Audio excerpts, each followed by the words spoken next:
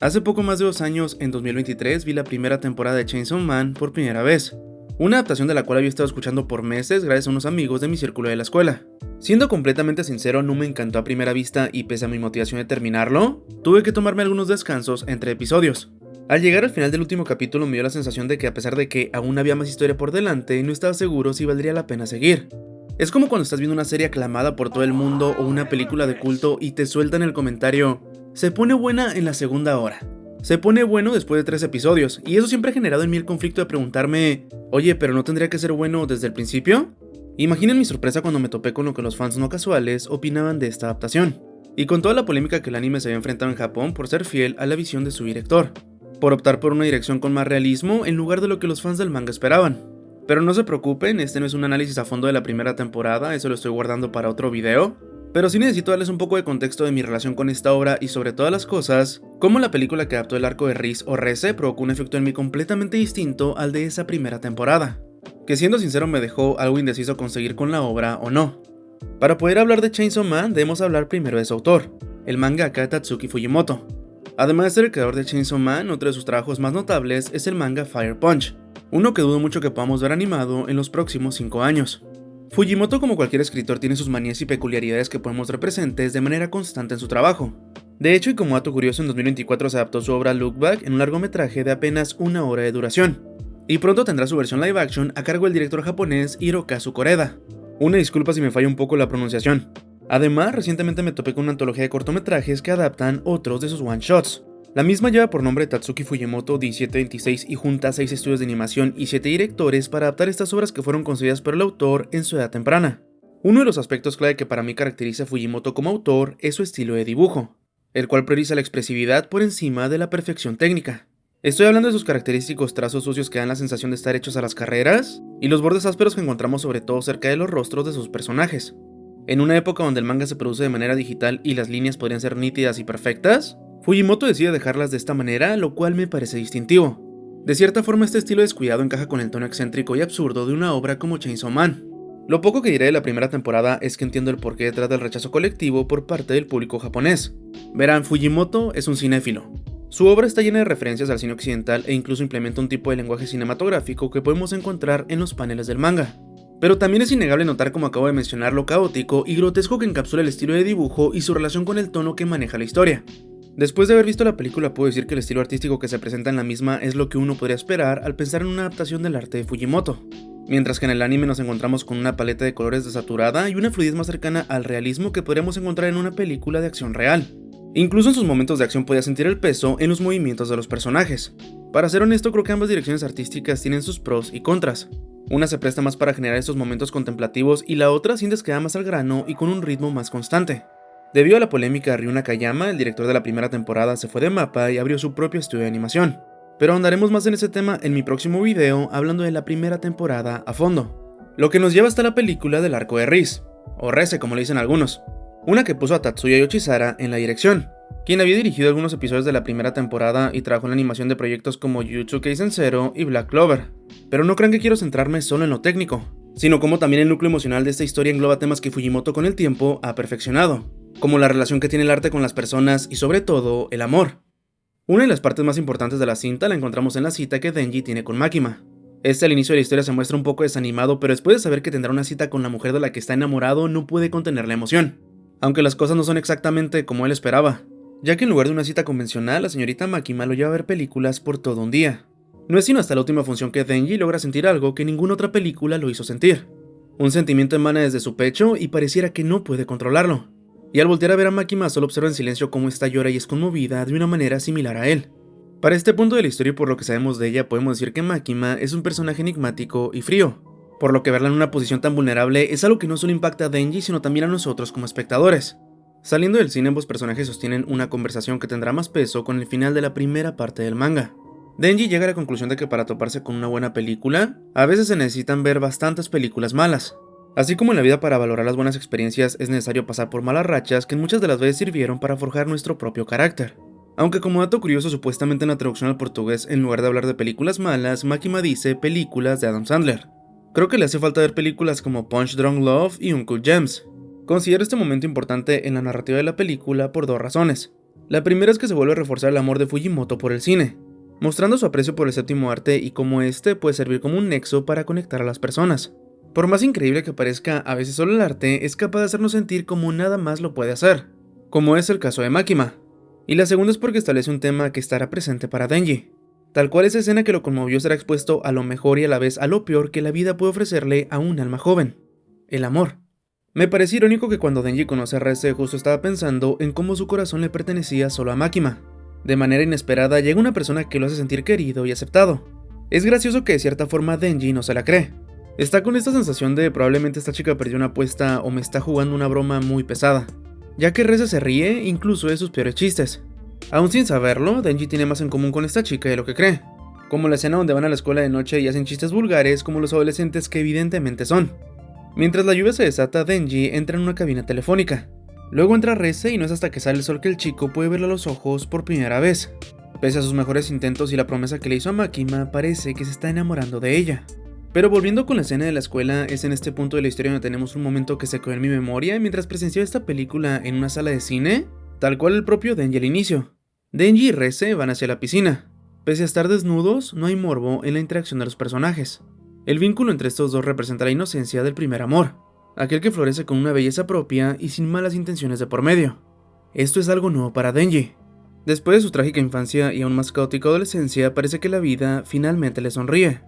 Sabiendo que Reze es el demonio de las bombas, creo que hay un simbolismo bastante interesante en entrar a la piscina con Denji, ya que el agua es su única debilidad. Aunque Denji no lo supiera, ella se volvió vulnerable para poder acercarse a él. Mientras ella le está enseñando a nadar, podemos ver este plano de una mariposa monarca atrapada en una telaraña, solo para más tarde ver que la araña que la atrapó también terminó muriendo debido a que las mariposas monarcas son venenosas.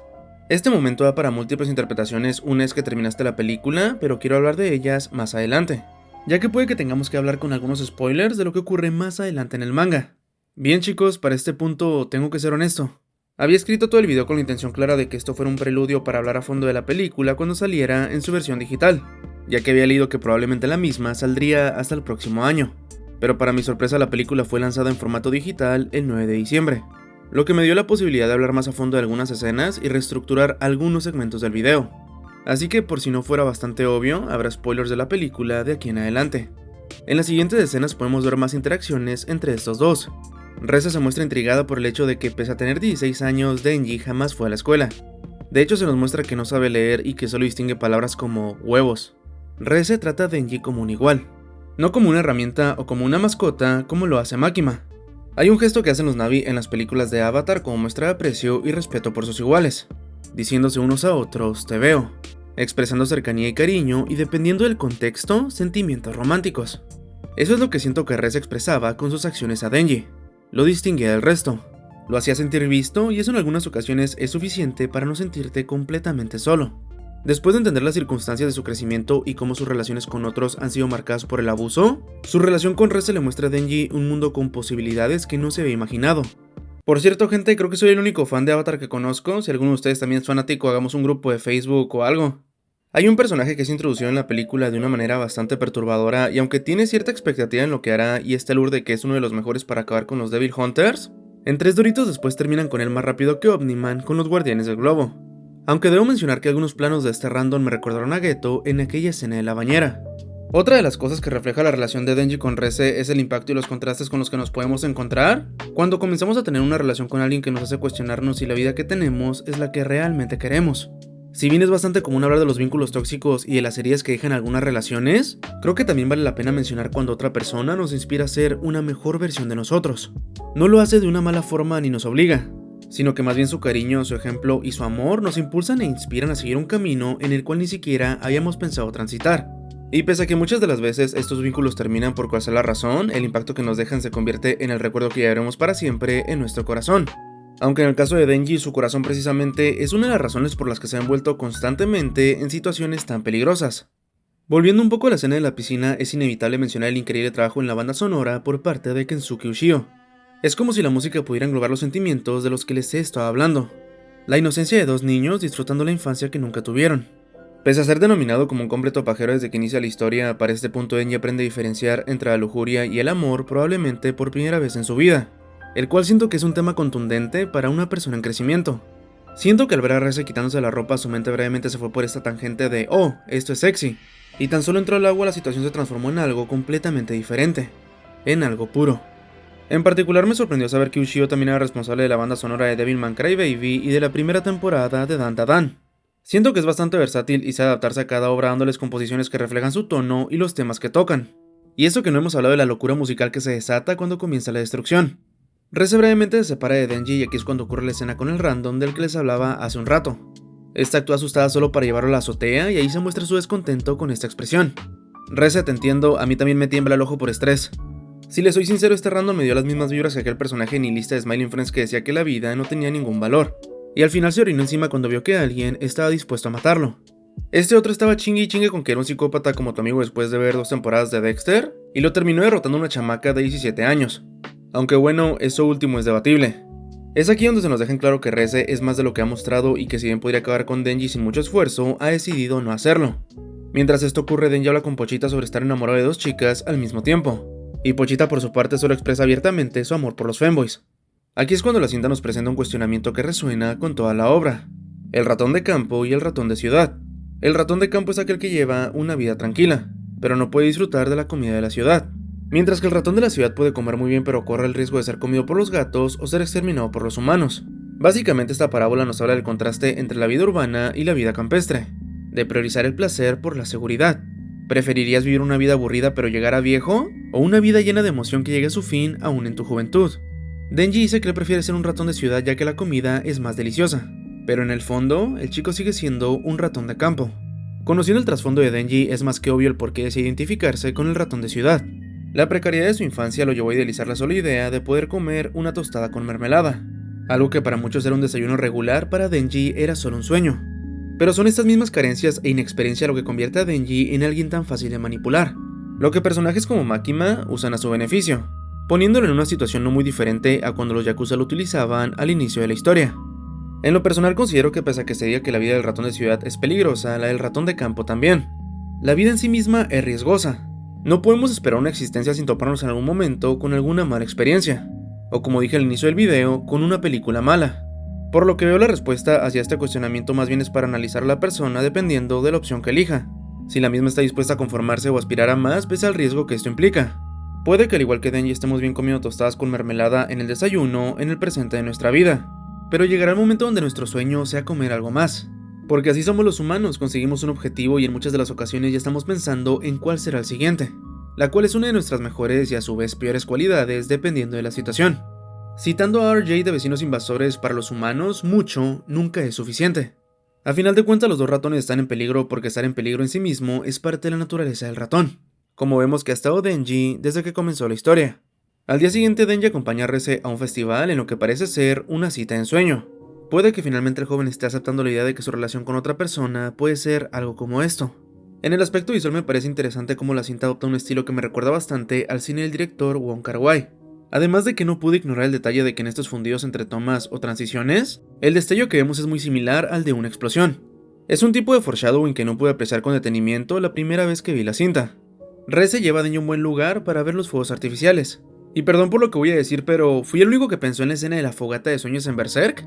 Esta le plantea la idea de huir juntos a un lugar donde nadie los puede encontrar, un lugar donde ambos puedan ir a la escuela. Pero al escuchar la respuesta de Denji no tan convencido con la idea, el futuro juntos que por un momento pasó por su cabeza se evapora, y de cierta manera le hace recordar su misión. Reze besa fuertemente a Denji mientras el firmamento es decorado por los colores de los fuegos artificiales. A lo lejos a una pequeña niña del público se le cae al suelo una manzana caramelada, y una de las muchas personas que van pasando la pisa. Y es con este crujido que aquel momento que creíamos romántico se convierte en una película de terror. El cuerpo de Denji comienza a temblar. La sangre que cae al suelo desde su boca empieza a formar un charco. Este cae abruptamente al piso y nos muestran a Reze sonriendo, demostrando que con ese beso le cortó la lengua. Denji está en estado de shock. Intenta alcanzar la correa en su pecho para convertirse en Chainsaw, pero Reze le corta la mano. Después se acerca a él diciéndole que se llevará su corazón. Pero en ese momento llega el jodido mejor personaje de la película al rescate. Bim, el demonio de los tiburones. Esto lo pregunté en mi reseña de Letterboxd, pero ¿alguien sabe si este personaje se puede transformar en más de un animal? Porque para mí además de tiburón fue la putísima cabra. Pero antes de pasar de lleno con la destrucción necesito hablarles de cómo la música es el complemento perfecto en esta escena. Después del crujido de la manzana comienza esta pista musical que en el soundtrack oficial tiene el nombre de Sweet Danger, que en español sería algo como Dulce Peligro. Lo interesante de la pista es que repite algunas notas que escuchamos previamente cuando Denji y Reze tenían la cita. La pista que lleva por nombre Slow Summer Eve. Interpreta esta intermisión de notas como la confusión y trauma que está pasando por la cabeza de Denji en ese momento. El haber creído que podía relacionarse con otra persona como un igual solo para terminar arriesgando la vida, incluso de manera inconsciente. Y después de que llega bien me encanta como Kensuke se pone en modo soundtrack de Devilman a la 10ª potencia. Y de aquí en adelante no hará otra cosa que seguir escalando. Aunque podemos hablar un poco de lo terribles que han sido los 2 besos de Denji que hemos visto en pantalla. Estoy seguro de que Pochita prefiere a Ángel porque sabe que él no haría eso. Bim le menciona a un casi inconsciente Denji que Reze en realidad es el demonio de las bombas. Y hablando un poco del diseño del personaje, me gusta mucho cómo se nota que su cabeza está inspirada en el xenomorfo de la saga de Alien. Es como si mezcláramos un xenomorfo, una bomba de las de Mario Bros y un traje de Maid. Bim lleva a Denji con Aki y personal de la segunda sección de Devil Hunters, pero Reze o Bomb, como le llaman cuando está transformada, se encarga de explotarlos a todos y no laboralmente. Debo decir que me gusta bastante el cómo representan las visiones que el demonio del futuro le hace ver a Aki. Son frenéticas y creo que ejemplifican muy bien cómo se sentirá recibirlas en tiempo real, ya que más adelante incluso usa esta habilidad para luchar en contra de Reze. Este huye junto con Denji en auto, pero Bomb se acerca rápidamente. Pronto la misma es interceptada por el demonio de la violencia, quien después de notar que una de sus mejores patadas no le hizo nada, reflexiona un momento y se va. Él sabe que más vale la pena que digan aquí corrió que aquí quedó. Y por cierto, también estaba Kobeni, chillando como siempre. Así que de cierta manera este momento es como aquella escena de Smiling Friends cuando el jefe le dice a Alan que están en problemas. Cool. Can you give me a sec? Alan, we are so... Ok, ¿me están diciendo que esa fue toda la participación de Kobeni y aún así la pusieron más arriba que a Bim en el póster? No se crean gente, Kobeni es una de las mejores waifus de Chainsaw Man, solo que muchos no entienden la visión. Finalmente Denji recobra la conciencia y comienza la verdadera batalla. Aunque una mención especial a cómo Aki le hace regresar a Denji a la realidad cuando este está a punto de caer en los engaños de Reze otra vez. Es como ese amigo que te da un golpe de realidad que te hace recordar que hay algo llamado amor propio. Aunque lo sé, el amor propio no te va a estar rebotando de manera riquísima en la verga. La pelea entre estos dos comienza a dejar bastante daño colateral. Edificios completos explotan y Reze no se contiene al hacer volar a Chainsaw por los aires. Esta lo hace explotar una y otra vez hasta que Denji ya no se puede regenerar. Pero aquí es donde interviene Aki usando el poder del demonio del futuro para salvar a Denji. Mientras este lucha contra Bomb, o mejor dicho, intenta esquivar sus ataques, Ángel le da la sangre a una mujer a Chainsaw para que este se pueda regenerar. Cuando volví a ver la película para hacer este video no recordaba lo empático que había sido el demonio con esta mujer. En su expresión se denota tristeza y yo lo recordaba más por su indiferencia. Como aquella escena que tiene con Aki cuando esta termina con la vida de alguien por misericordia. Después de regenerarse, Den ya se equipo con Bim, quien prácticamente se transforma en Tralero Tralala. Y nos regalan una de las imágenes más jodidamente épicas de todo lo que hemos visto de Chainsaw Man en alguna adaptación. Este es un Hell Yeah con todas las de la ley. Además me fascina como si miramos con detenimiento al disparar sus cadenas podemos ver aunque sea en un fotograma la cara de Pochita. Al lugar llega el demonio Tifón para hacer la segunda bomb. Denji y Bim se lanzan a la batalla más motivados que tú y tu compa dispuestos a salvar el semestre en las últimas 2 semanas. De aquí en adelante la acción es frenética y no baja de nivel. Hay un momento en específico donde Tifón lanza al par contra un edificio y Bim rebotando suena como un globo. Además de que nos regalan esta increíble pose. Cuando se meten al tornado para derrotar al demonio Tifón podemos ver que los personajes por algunos momentos parecen deformarse, casi como si se estuvieran derritiendo o desdibujando por el impacto del viento. Me encanta cómo al vencer a Tifón la paleta de colores cambia de forma radical, y en cierto momento podemos ver el rostro de Denji como si pudiéramos ver al portador del simbionte en Venom o algo por el estilo. Y creo que no le puedo hacer justicia poniendo en palabras lo que fue mi emoción al ver esta explosión de color en la pantalla grande. Recuerdo que vi una escena de la primera temporada bastante parecida, pero solo poniendo las dos en comparación creo que se entiende la diferencia abismal entre ambas adaptaciones. Pese a la derrota de Tifón, las cosas no han terminado. Bomb se aproxima con todo lo que tiene con la intención de derrotar a Denji y Bim. Hay un momento donde realmente me preocupé por el tiburoncín Ujaja debido a que comenzó a recibir todo el love bombing de Reze como un campeón, pero afortunadamente solo terminó dejándolo fuera de combate. Es aquí cuando aquella imagen de la araña y la mariposa cobra más peso, ya que lo que Denji hace para detener a Reze de una vez por todas es envolverla con las cadenas de sus motosierras y se lanza junto a ella al fondo del mar. Al caer al agua volvemos a escuchar el tema de la piscina, reviviendo ese recuerdo de ellos juntos sin la necesidad de cumplir con el papel de ser un arma o una herramienta del gobierno. Solo dos niños tratando de tener una experiencia normal, quizás un sueño no tan alejado de poder desayunar una tostada con mermelada. Algo que para otros sería lo mínimo o una vivencia regular, para Denji y Reze fue una experiencia inolvidable. Al final la presunta presa fue la que terminó con el depredador y ambos quedaron enredados en la telaraña. Un detalle que muchos podrían pasar por alto es que antes de que Denji y Reze se enfrenten por última vez, el orden de las luces en este edificio forma números, mostrando una cuenta regresiva para la pelea, solo que son detalles que te podrías perder si parpadeas. La mañana siguiente Reze despierta al lado de Denji y Bim en la playa. Se pregunta por qué Denji no la ha entregado a seguridad pública y este admite que de hacerlo no podría estar en paz consigo mismo. Ella se jacta frente a Denji burlándose de él por haber caído en su trampa, preguntando de manera sarcástica si en verdad había creído que ella se había enamorado de él. Todo fue una farsa ya que ella fue entrenada para hacerlo. Me encanta cómo Denji actúa desinteresado como si las palabras de Reze no le afectaran, pero cuando ve que ésta se aleja, por un momento sus ojos hacen esto. Este le propone a la chica huir juntos, ya que luchando junto a ella hay más posibilidades de ganar. Y aunque ella diga que todo fue una farsa, le enseñó a nadar, y él sabe que eso no se fingió. En ese momento Reze corre hasta Denji y lo abraza como si se estuviera despidiendo. Pone las manos sobre su rostro y cuando Denji siente la calidez de su cariño, este le rompe el cuello, diciéndole que debería ser más precavido. En el piso y con impotencia, Denji solo le grita a Reze que no se vaya. Le dice que la esperará en el café donde se conocieron y en retrospectiva, esta escena termina siendo trágica, ya que realmente fue la despedida entre ellos dos. No una por decisión de Reze o Denji, sino por la intervención de Makima. Este momento duele porque nos recuerda la paradoja de un amor imposible, que pese a tenerlo todo en contra, dos personas deciden entregarse a los sentimientos que tienen por el otro. Y sé que aquí se puede entrar en un debate de si Reze amó verdaderamente a Denji. Desde mi perspectiva, al inicio no lo hacía, fingía más que otra cosa. Pero desde aquella noche en la piscina todo cambió. Desde que Reze entró en aquella cabina telefónica pudo haber acabado con Denji, pero le intrigó aquel chico que pretendía vomitar una flor. Igual en esta escena en la playa cuando le rompe el cuello pudo haberse aprovechado de la debilidad de Denji y que su compañero está inconsciente, pero no lo hizo. Más bien el daño que le provocó al chico fue una manera de decirle déjame ir, o al menos así lo veo yo. Al final a Denji no le importaba ser un ratón de campo o un ratón de ciudad. Él está dispuesto a ser un ratón feliz con alguien que lo amara genuinamente. Al día siguiente los agentes de seguridad pública están lidiando con todo el daño colateral de la pelea de Chainsaw contra Bomb.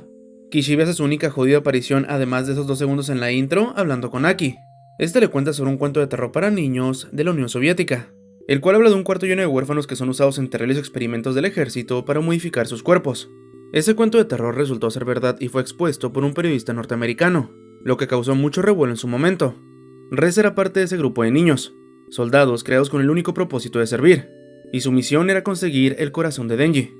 La película nos muestra cómo Reze estuvo a punto de huir, pero en el último segundo decidió aceptar la propuesta de Denji, así que sale de la estación de trenes y se pone en marcha para llegar a la cafetería. Curiosamente esta secuencia es muy parecida a otra que vimos al inicio de la historia después de que estos dos se hayan conocido, pero lo que las diferencia es el lenguaje corporal de Reze. En la primera secuencia camina de una manera más rígida, como un soldado que va marchando para cumplir su misión. En la segunda lo hace de una manera no tan robótica, como si estuviera ansiosa por llegar a su destino. E incluso al llegar al último pasillo comienza a correr como si por primera vez en mucho tiempo hubiera tomado una decisión por sí misma. Abraza la esperanza que le brinda la sola idea de estar con alguien que la vea como algo más que un arma. Pero es en este momento que finalmente interviene un personaje que se mantuvo observando en silencio desde las sombras. Miles de ratas rodean a Reze y forman una silueta de la que emerge Makima. Lo primero que le dice a Reze es que ella también prefiere al ratón de campo, lo que nos revela que incluso en sus momentos más íntimos como la conversación que tuvieron aquella noche en la escuela, Makima los está escuchando. Antes de que Reze pueda transformarse, una lanza le corta el brazo. Rápidamente trata de usar su cuchillo contra Makima, pero una segunda lanza la atraviesa, revelando que el demonio ángel es quien está ayudando a Makima en esta ejecución. En sus últimos momentos, Reze solo puede preguntarse por qué no mató a Denji en cuanto se conocieron. Al final, Denji era un reflejo de la infancia traumática que también había tenido ella, sin la posibilidad de ir a la escuela ni de tener vivencias como la de cualquier otro niño normal. Finalmente, esta fallece en brazos de Makima y lo que más duele de todo esto es que Denji la estaba esperando en el café, dispuesto a dejar su vida como la conocía por ella. Habiendo llegado a este punto de la historia podemos retomar el tema de las interpretaciones de la araña y la mariposa. La primera y más simple es la que dicta que Reze es la araña quien está trayendo a Denji, como podemos ver en la escena de la piscina. La mariposa termina muriendo como le pasa a Denji más tarde, quien técnicamente lo hizo a manos de Reze. Posteriormente la araña también termina muriendo, como vemos que ocurre al final. Pero curiosamente si Denji representa a la mariposa, este no muere de forma definitiva ni es quien causa directamente la muerte de la araña. Aquí es cuando agarra más fuerza la posibilidad de que la segunda interpretación sea la más adecuada. Y aguas que aquí vienen algunos spoilers del manga. Si no los quieren escuchar, vayan a este minuto del video. En esta interpretación Reze es la mariposa, Denji es la telaraña y Makima es la araña, ya que Makima usa a Denji para atraer a Reze al final de la historia. Incluso siento que hay una posibilidad de que ella estuviera observando a Denji a través de Nyako, el gato de Power. Y pese a que la araña no muere de inmediato, podríamos considerar este punto como el inicio de la caída de Makima. como una especie de bola de nieve que va rodando y tomando más volumen hasta convertirse en una avalancha. El veneno de la mariposa puede que no mate de inmediato, pero más te vale no poner en duda su efectividad. Y eso fue lo que al final le terminó costando la vida a Makima. Confiar demasiado en sí misma subestimando a su enemigo. Igual si ustedes tienen su propia interpretación me encantaría leerla en la sección de comentarios. La película del arco de RC inesperadamente se convirtió en una de mis favoritas del año y no solo eso, sino que de cierta manera reinstauró mi interés por seguir con la segunda temporada del show. Me gustaron los cambios en la dirección de arte ya que ahora el movimiento es más fluido y se alejaron bastante del tono más serio y realista que había tenido la primera temporada, además de usar una paleta de colores saturados que remiten por momentos a las portadas del manga. Pero si soy sincero, creo que desde que vi Cyberpunk Edge Runners no me sentía tan emocionalmente destruido al terminar una serie o película de anime. La tragedia del amor de Rez y Denji en verdad resuena con el espectador ya que no solo se queda en una interacción superficial, sino que nos habla de un vínculo más profundo, de encontrar a una persona que puede tener tu mundo por completo, como aquella escena en el Gran Pez cuando Edward Bloom ve por primera vez al amor de su vida. Tanto Rez como Denji eran personas que eran tratadas como herramientas para ciertas tareas en específico, pero su relación enseñó a ambos que existía la posibilidad de ser más que un arma o que una mascota. Ambos tenían la libertad de tomar sus propias decisiones y de perseguir la vida que realmente querían. Pero en ocasiones al tomar una decisión viene con la posibilidad de fracasar o de que las cosas no salgan como deseamos. Pregúntate esto, ¿preferirías seguir intentando cumplir con tus metas con el riesgo de quizá no tener el éxito esperado? ¿O prefieres conformarte con una vida con la que sabes que no eres realmente feliz? Cada mentira tiene algo de verdad, así como cada verdad puede tener algo de mentira. Creo que esa frase define en algunos sentidos a Reze.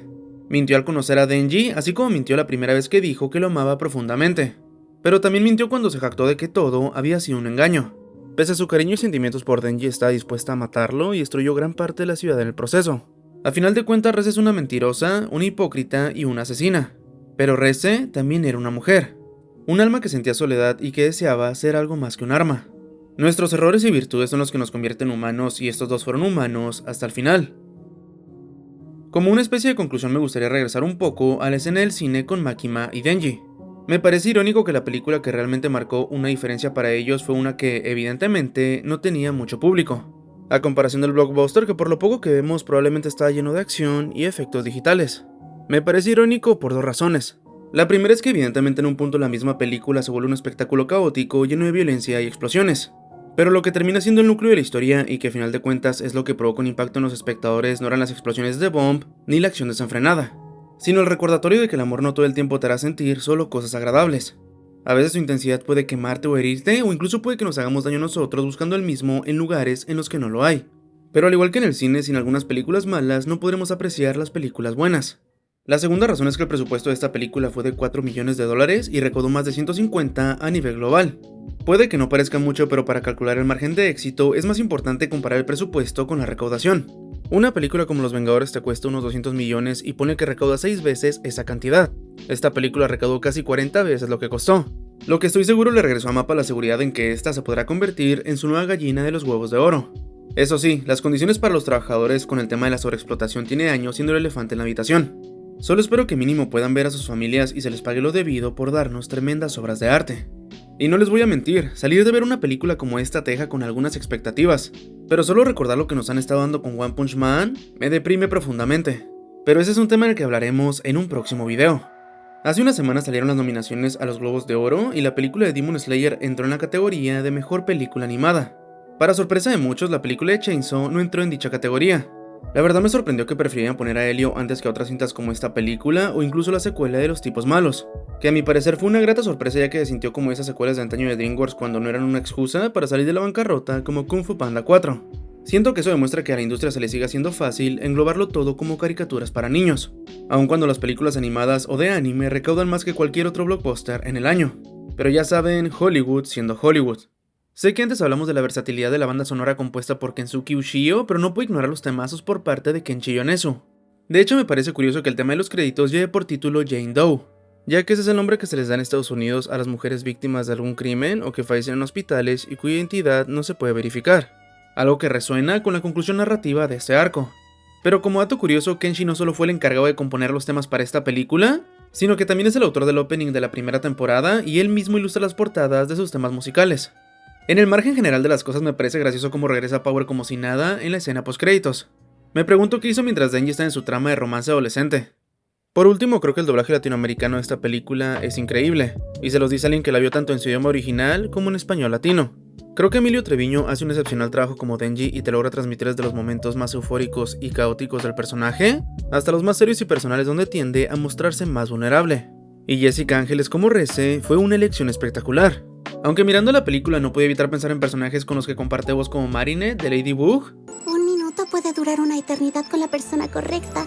o Katniss Everdeen de los Juegos del Hambre. Y si nosotros ardemos, usted arderá con nosotros. Te amo profundamente. Bueno, espero de verdad que les haya gustado el video ya que probablemente sea el último del año. El hecho de que sacaran la versión digital realmente hizo que lo extendiera un poco más de lo que tenía planeado originalmente. Y por cierto, Mappa hizo el anuncio de que la adaptación del próximo arco del manga ya está en producción, aunque no se sabe si será la segunda temporada del anime u otra película. Muchas gracias a los mecenas de Patreon y miembros del canal. Saben que sin ustedes esto no sería posible. Esperen pronto el video analizando la primera temporada y díganme si les gustaría que hablara de otras adaptaciones del trabajo de Fujimoto como Look Back o la antología 1726. Sin nada más por agregar, yo me despido, felices fiestas, mi nombre es Isbionira y nos vemos en el próximo video.